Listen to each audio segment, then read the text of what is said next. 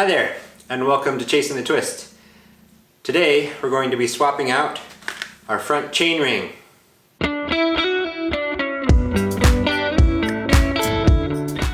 I ride a felt F55X cyclocross gravel bike. It's a 1x11 Sram system and I really like it a lot. I ride it mostly on commuting, and then I extend my commutes for more enjoyment and exercise. And I find that both due to where I live, it's relatively hilly, and also probably because I'm not super strong, the current gearing is a bit high for me. It's a 40 tooth front chainring and an 11 to 32 rear group set. I considered getting a different rear group set. They make an 11 to 36, and I almost purchased that one, but then I realized that I think a smaller chainring, this is a 38 tooth chainring, will be a better fit for me, because not only will I benefit from having overall lower gearing, but I still maintain tighter jumps as I get towards the middle of the group set.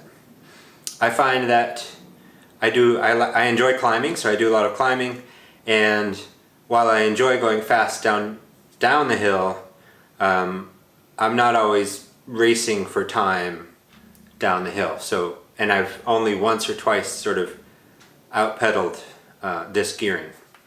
So I went with a new chainring. It's a simpler swap than a rear set, group set. It's also cheaper. It's about half the price once you factor in needing to buy the special tool for swapping out the group set.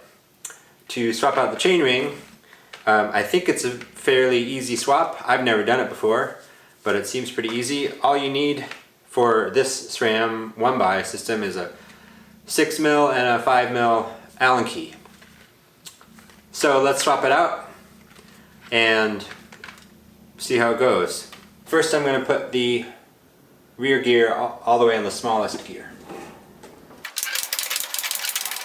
Putting it in the smallest gear in the back just makes it easier to ultimately get the chainring off. So these have a sort of rounded end for more usability, but due to the unique fastening system, it was actually trying to turn on this shoulder part, which isn't going to work for us. So I'm switching to regular old style traditional keys.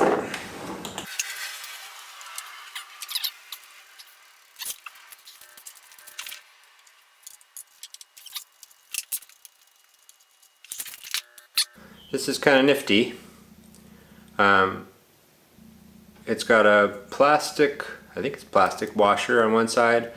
It's got an internally threaded collar, and then it has the actual bolt. So this is effectively the nut, this is effectively the bolt, and there's a washer.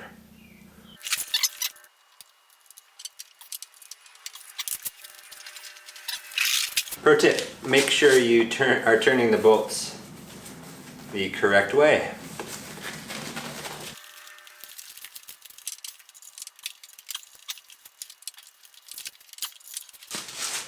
So that's worked the best for me so far, is using a block with a hole in it to put on the inside Allen key to wedge up against the frame, and then I might not even need this for extra leverage, but it is a bit more comfortable if nothing else.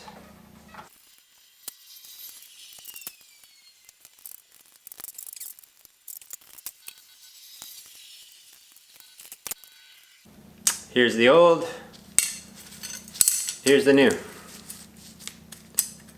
2 teeth smaller. Actually, it looks quite a bit smaller than that, but it's only 2 teeth. 2 teeth different. And they are nice enough to send you all new plastic washers and an extra nut and bolt set in case one gets stripped or what have you. So that's cool. So let's put this on.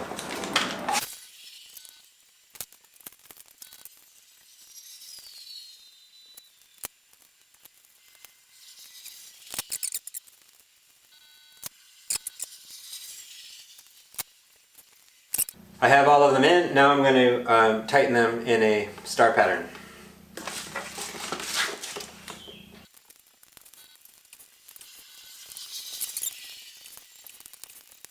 Chainring swapped. I'm going to take it for a quick test right now, but I'll finish this video after I have a few days on this new chainring for an update.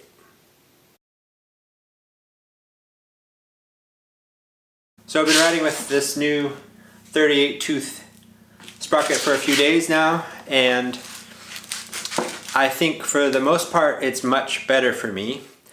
The main benefit comes in the flatter sections because it puts me in the center of towards the middle of my cassette, whereas before I was always in sort of the second or third, not always, but I was erring towards the easier side of the cassette. Whereas now I'm much more in the middle of the cassette where the gaps between gears are smaller. I do run a 1x system, so as you get and the sprockets in the back are, or the cogs in the back are 11, 12, 13, 14, 15. Then there's a gap of 17, 19, and it gets wider. I forget. But having this smaller front chainring puts me around that 15, 14 on the flats, and then I'm able to sort of have the smaller gaps so that I can get a better gear ratio for that. I find that I rarely use the easiest gear, and I also rarely use the hardest gear in the back cassette, which for me is great.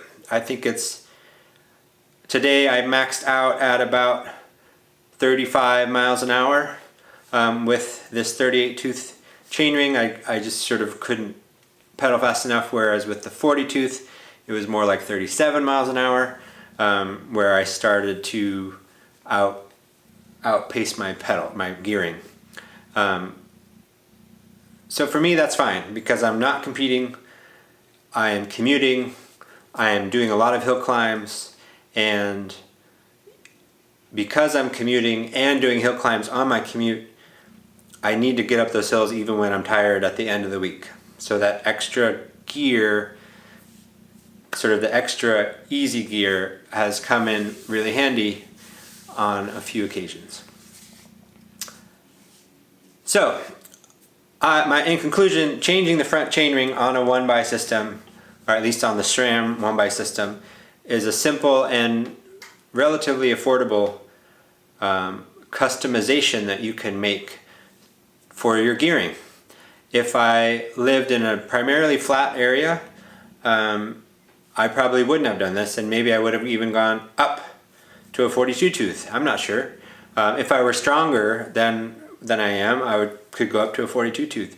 As I get stronger, if I get to that point, I can always replace the stock 40 tooth chainring, so in a matter of minutes.